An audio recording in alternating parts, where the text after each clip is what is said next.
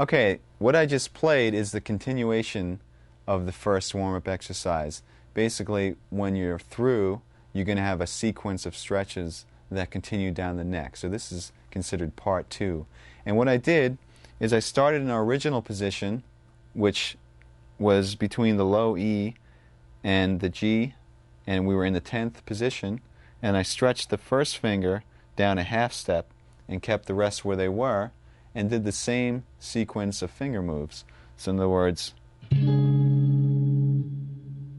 then reversing the 2 middle fingers, then the 2 outer, and then the 2 middle again, and just continued up to the next string group, and then to the final string group again.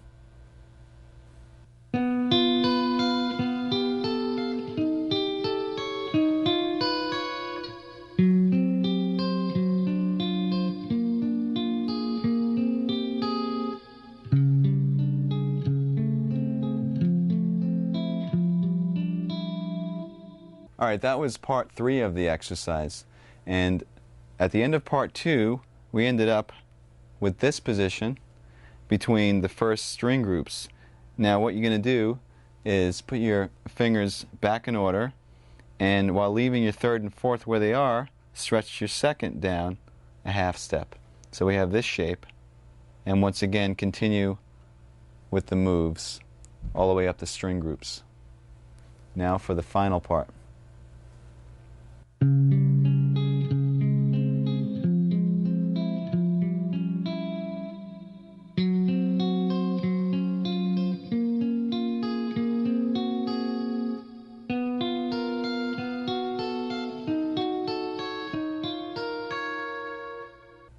Okay, that was the final part, and if you haven't guessed already, what we did is we moved our 3rd finger down a half step while keeping the pinky where it was. So we had this shape. This time the stretch is between your 3rd and 4th finger, and continue with the pattern until we got up to the first set of strings again. And then all you do is you bring your pinky down a half step, which brings you to the exact same shape that you started with, but you're a half step lower, because we started originally in the 10th position, now we're in the 9th position. And that's the first warm-up exercise. Okay, the second warm-up exercise for your left hand is basically a variation of the one that we just finished. You can start in the 10th position again with the same setup, and we're going to do the same moves.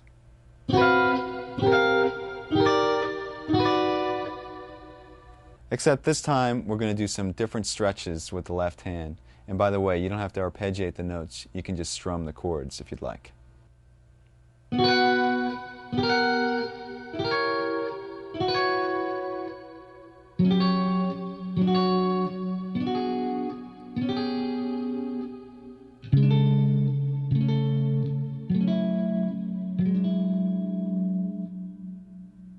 Okay, this stretch was different in that instead of moving one finger down a half step, we move the first finger down a half step and the 4th finger up a half step. So we have a double stretch between the 3rd and the 4th and the 1st and the 2nd. And then we did the same exact moves.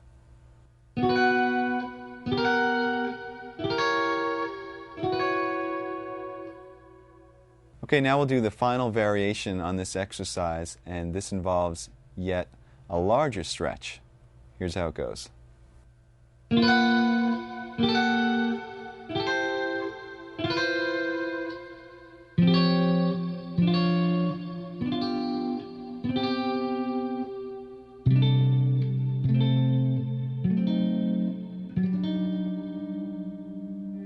All right, what we did here on the final variation is instead of just having a stretch between the 1st and 2nd and the 3rd and 4th, we have a half-step stretch now between every finger. So you do that by moving your 1st finger down yet another half step, and then your 2nd finger down a half step as well.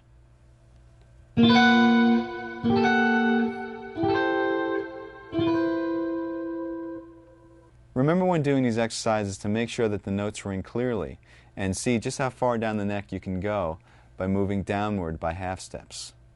Now, for all you crazy guitarists out there there is one more variation that involves some super stretches. Remember, don't hurt yourself.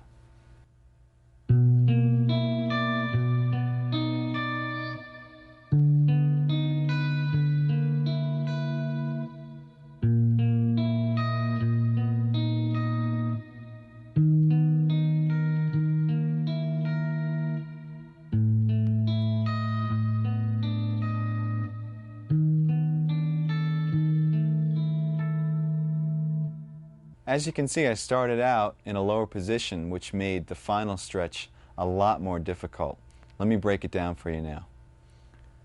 With this exercise, instead of having all your fingers on adjacent strings, we start with the two middle fingers, 2 and 3, on the two middle strings, D and G, and your first and fourth fingers on the low and high E strings. And then you just continue with the same moves that we've been doing throughout.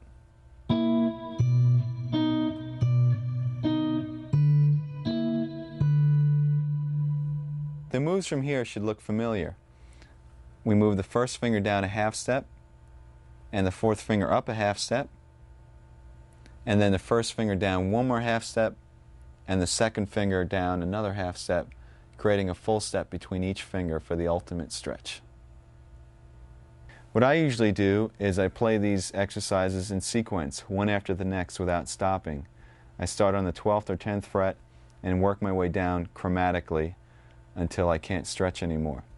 Now let's turn our attention to right hand exercises, and you can give your left hand a rest.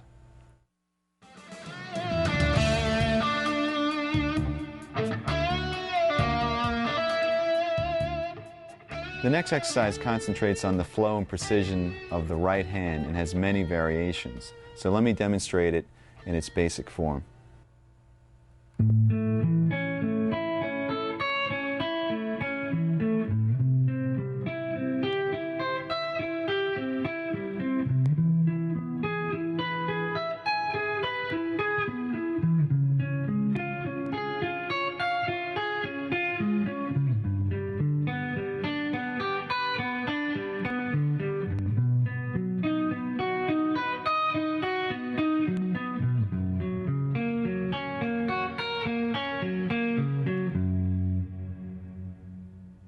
As you just heard, that exercise involved notes that were being arpeggiated intervallically. So let's talk about the left hand shapes that I was going through.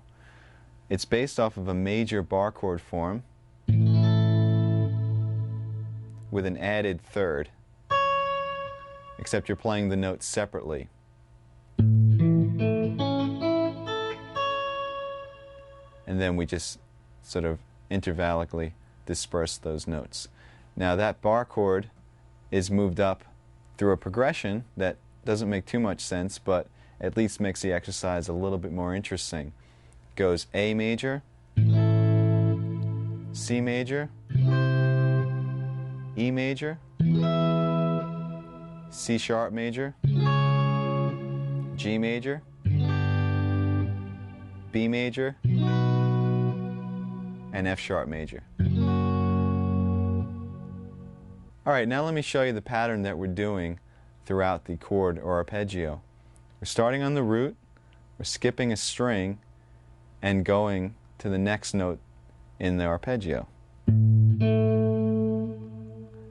Then you're going to the second note of the arpeggio, in this case which is E, skipping a string again. Then to the third note of the arpeggio, the fourth. So we have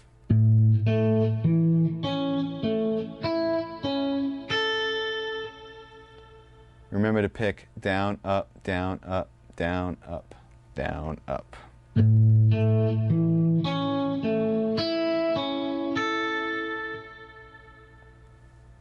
To descend, you start on the added third, which is C sharp on the E string, and skip down to the G string. Then up to the B and skip down to the D. Up to the G, skip to the A.